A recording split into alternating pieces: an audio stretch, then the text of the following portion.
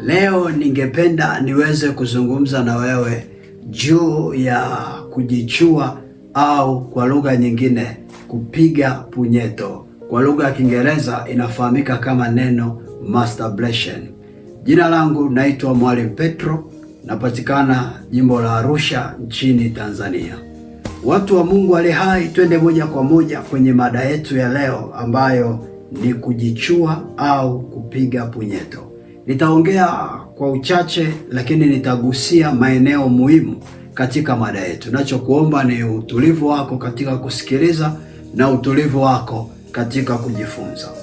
Kupiga punyeto au kujichua ni kitendo ambacho kinafanywaga na baadhi ya wanaume au wanawake ambao wamekosa ufahamu juu ya madhara ya tendo hilo. Kupiga punyeto au kujichua ni kitendo ambacho huwa kinafanywa na mwanaume au mwanamke ambaye amekosa ufahamu na uelewa wa kutosha juu ya madhara ya utendaji wa tendo hilo. Kwa kiujumla ni kwamba ili tendo la kujichua linafanywa au linaweza likafanywa na mtu wa jinsia yoyote.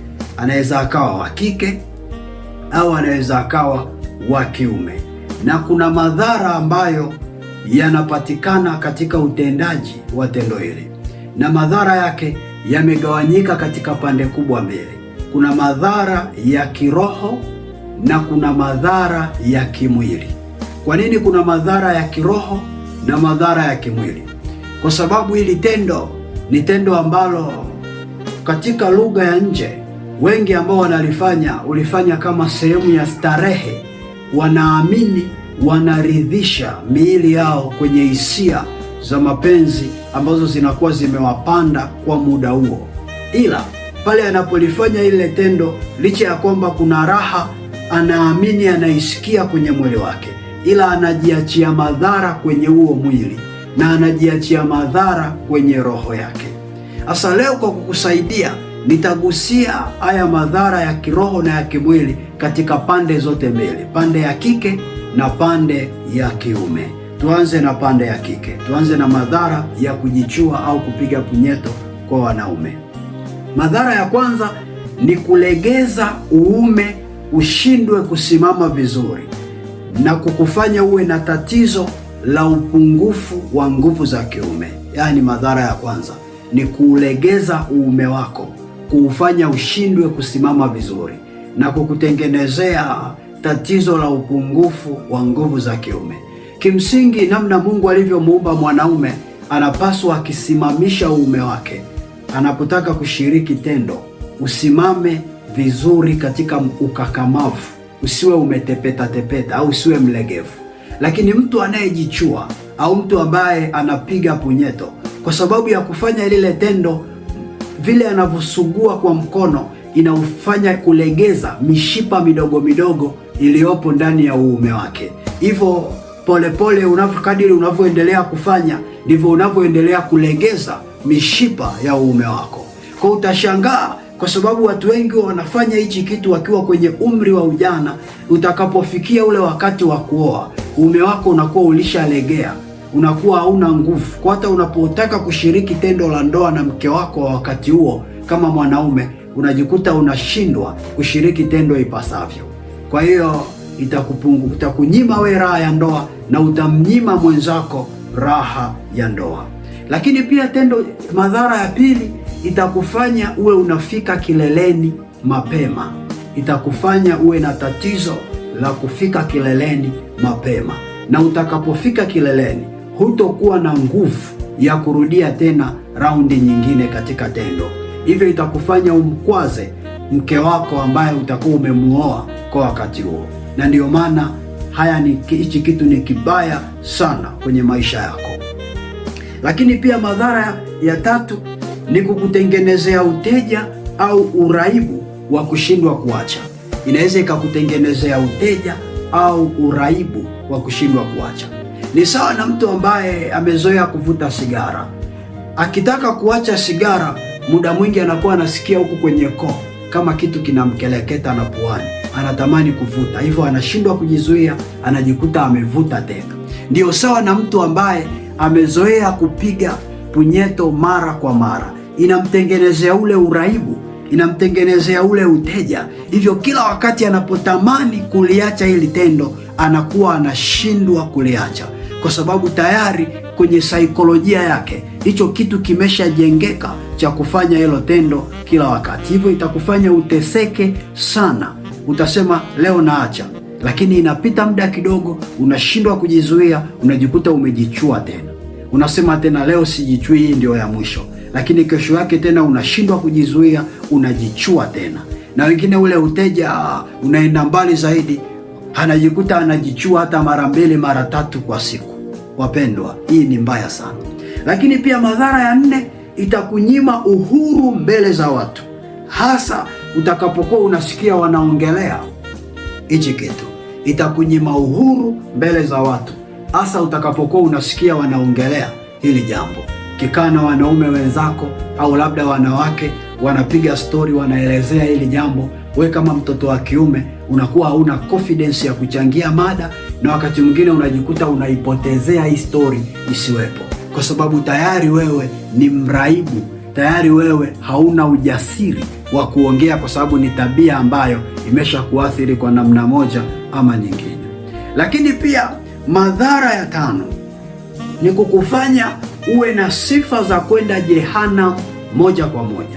Utakuwa na sifa za kwenda jehanamu moja kwa moja. Wapendwa, kitabu cha Kutoka ile sura ya 20 ule mstari wa 14 na kitabu cha Marko sura ya 11 ule mstari wa 19 na wa 21, kitabu cha Kutoka sura ya 20 ule mstari wa 14 na kitabu cha Marko sura ya 10 mstari wa 19 hadi wa 21.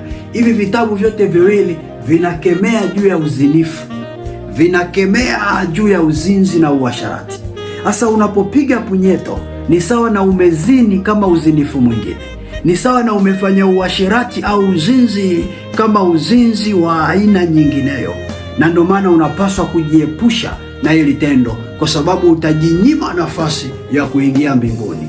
Yesu akirudi muda wowote, we ni wa jehanamu kwa sababu ya kujichua au kujipiga au kupiga punyeto. Ni kitu kibaya sana sana sana kwa mtoto wa kiume kufanya namna hiyo. Nafikiri mtu wa Mungu unanielewa vizuri. Na kama we ni mwanaume huko hapa, labda ndani yako tayari unateseka na hili tatizo la kupiga punyeto au kujichua, njia salama ya wewe kutoka hapo, kwa sababu ikiwa imeshafika kwenye level ile ya uraibu au uteja, umeshindwa kuacha kwa nguvu zako, tafuta msaada wa kihuduma. Tafuta msaada wa kihuduma. Msaada wa kihuduma unapatikana kwa watumishi wa Mungu. Wapendwa, tabia yoyote mbaya huwa inaendeshwa kwa kusimamiwa na roho ya shetani nyuma yake. Narudia tena hii kauli. Tabia yoyote mbaya huwa inaendeshwa kwa kusimamiwa na roho ya shetani nyuma yake. Kwa wakati mwingine unaweza ukawa unahangaika namna ya kuacha kujichua, kumbe nyuma ya hiyo tabia lipo li shetani linaisimamia hiyo tabia kuhakikisha kwamba hautoki kwenye hilo eneo. Na ndio maana unapotafuta msaada wa kiroho kwa watumishi wa Mungu, wakuombee, wakushauri, wakusaidie kisaikolojia, utajikuta umevuka na kupata kushinda kwenye hilo eneo. Usione aibu kumshirikisha mtu. Unajua sometimes watu wengine anaweza kaona, nikienda kuwaambia watu mimi na shida hii watanionaje? Watanicheka. Nisikilize, hakuna mtumishi wa Mungu anayeweza kukucheka kwa sababu ya una tatizo. Na ndio maana muone mtumishi wa Mungu aliyopo karibu yako. Nenda kanisani kwa baba padri au nenda kwenye karismatiki, waone wahudumu wa kiroho, usaidiwe msaada wa kimaombi ili uvuke kwenye hilo eneo la kujichua. Hiyo ni kwa mtoto wa kiume. Hebu twende muda huu sasa twende tukaangalie madhara ya kujichua kwa mtoto wa kike. Madhara ya kujichua kwa mtoto wa kike. Tuone kwa mtoto wa kike naye ni madhara yapi anaweza akakutana nayo. Madhara kwa mtoto wa kike yako makubwa, yako mengi, lakini hapa Mungu ametupa 4 ambayo tutayaangalia. Dhara la kwanza ni kukufanya uwe na uke baridi ambao ni tepetepe au mlegevu. usiokuwa na radha kwenye tendo la ndoa, kukufanya uwe na uke baridi ambao ni tepetepe au mlegevu ambao utakuwa hauna radha kwenye tendo la ndoa. Kwa nini? Kwa sababu Mungu alivyomuumba mwanamke alimwekea joto maalum kwenye sehemu yake ya uke, ambayo ile joto inasaidia kuongeza radha kwenye tendo la ndoa. Lakini mwanamke unapokuwa na tabia mbaya ya kujichua, ile joto ya ndani huwa inaondoka kwa sababu ya vile unavyojichua, aidha kwa kutumia vidole au kwa kutumia instrument mbalimbali unazoweza ukawa unatumia katika huo ujinga wako.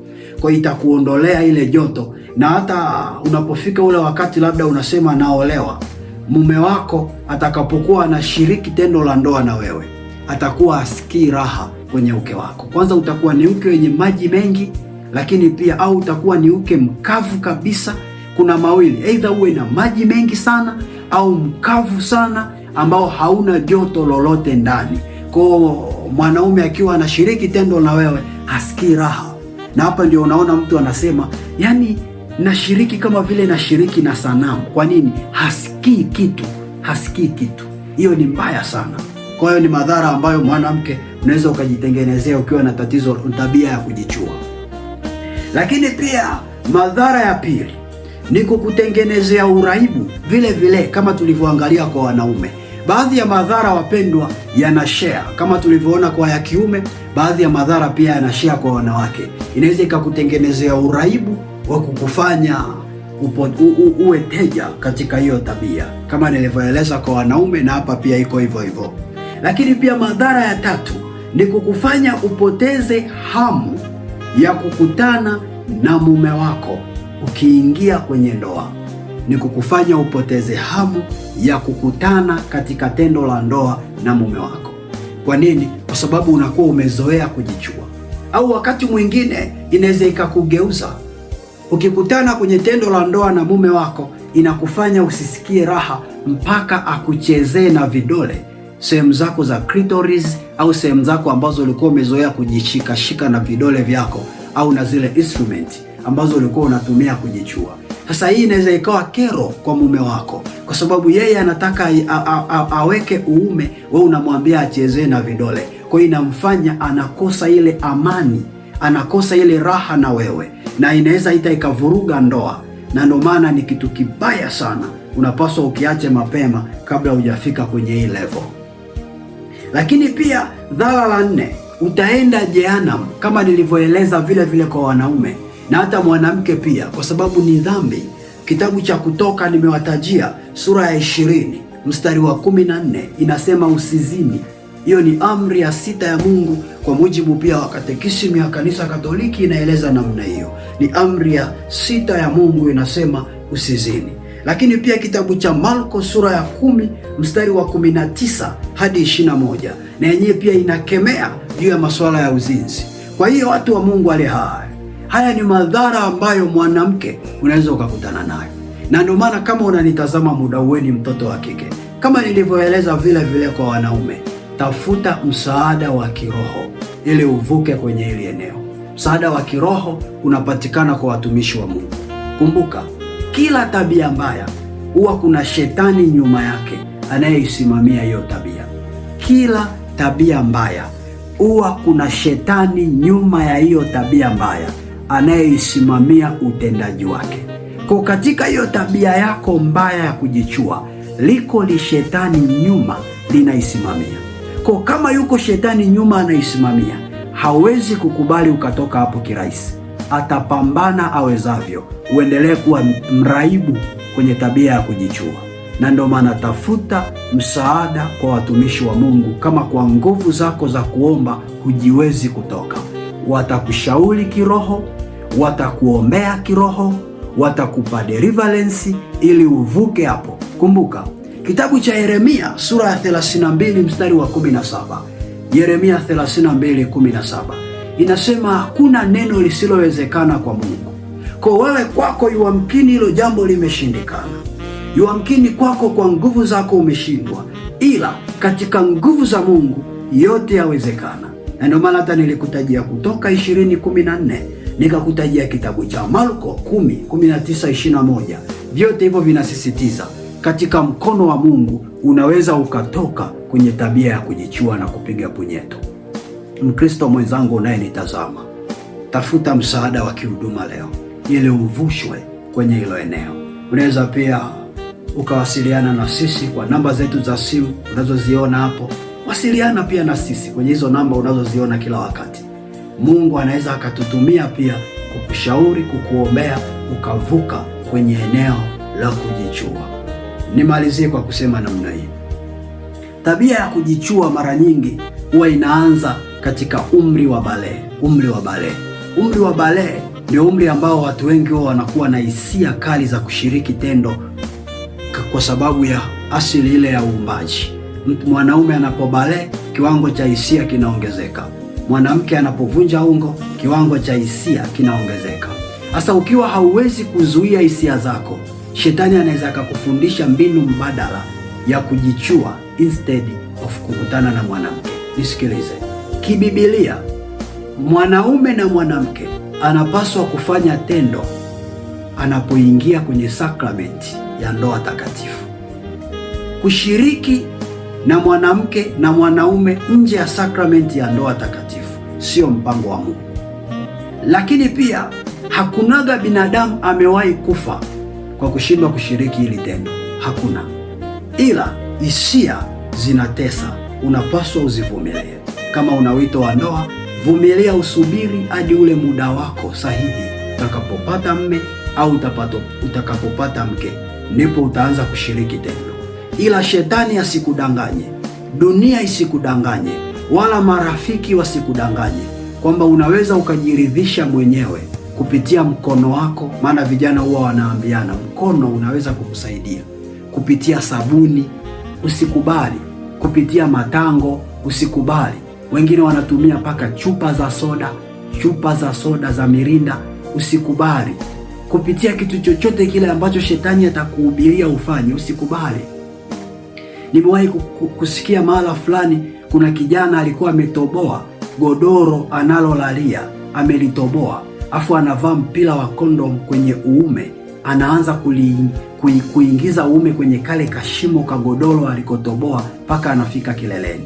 Hicho kitu usikubali. Kuna vijana wengine wanakutoboa mgomba, maeneo yenye migomba, anatoboa kashimo kwenye mgomba, anavaa mpira wa kondom, anaanza kuingiza kwenye kale kashimo kwenye mgomba hadi anafika kileleni. Usikubali, mtu wa Mungu ali hai. Kuna watoto wa kike wengine wanaamua kutumia mipira inayotoa maji kwa kasi kuchezea sehemu zao za clitoris. Usikubali aina yoyote ile ya kujichua. Kristo mwenzangu, usikubali. Masomo kama haya ni masomo ambayo hayahubiriwagi mara kwa mara, ila Wakristo wengi, wanadamu wengi wameanguka kwenye haya maanguko. Tena yamkini walioanguka kwenye hii tabia ni wengi kuliko walioanguka kwenye kuzini na wanawake au kuzini na wanaume. Mpendwa mwenzangu ulioko hapa, yamkini unateseka kwenye hii hali. Hebu tafuta leo msaada wa Mungu, atakuondoa. Naomba nikuombee. Baba, katika jina la Yesu, tazama watoto wako wako mahali hapa. Bwana, yamkini wanateseka na uraibu wa kujichua. Ninawaweka mikononi mwako. Ninaomba Mungu, neema yako Bwana iguse mioyo yao, iwasaidie waweze kuacha tabia ya kujichua, iwasaidie waweze kuvuka kwenye hili eneo la kujichua, katika jina la Yesu Kristo, mwana wa Mungu aliye hai. Natiririsha damu yako Yesu kwenye mioyo yao, natiririsha damu yako Yesu kwenye mioyo yao. Naomba damu yako ifanye mabadiliko ya ndani kwenye miili ya watoto wako, ule utu wa dhambi unaowafanya mara kwa mara watamani kujichua.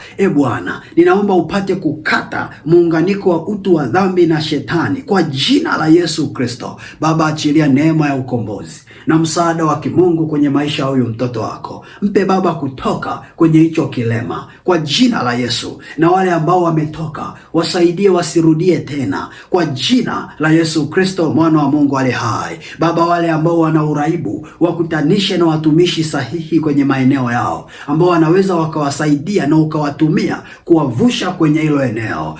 Mungu, tunaamini kwako yote yanawezekana katika jina la Yesu Kristo, mwana wa Mungu aliye hai. Nakemea kila shetani aliye nyuma ya tabia hii kwenye maisha ya watoto wako kwa jina la Yesu. Tumekuona shetani, toka, achia hichi kizazi kwa jina la Yesu Kristo, mwana wa Mungu aliye hai. Toka pepo mchafu, toka jini mahaba, toka pepo wa ngono, achia kanisa la Bwana katika jina la Yesu Kristo, mwana wa Mungu aliye hai, na kanisa lote tuseme amen. Mungu akubariki sana mpendwa. Karibu uweze kusubscribe kwenye channel yetu ya YouTube. Subscribe channel yetu ya YouTube, inajulikana kwa jina la Jerusalem Family TV Mwalimu Petro na Evodia Mazwile. Subscribe hapo. Kwa upande wa Facebook tunajulikana kwa jina la Petro Mazwile. Subscribe hapo, follow hapo. Pia unaweza ukatufollow TikTok pamoja na Instagram kwa jina lile lile la Petro Mazwile au Jerusalem.Mwalimu Petro ukatupata.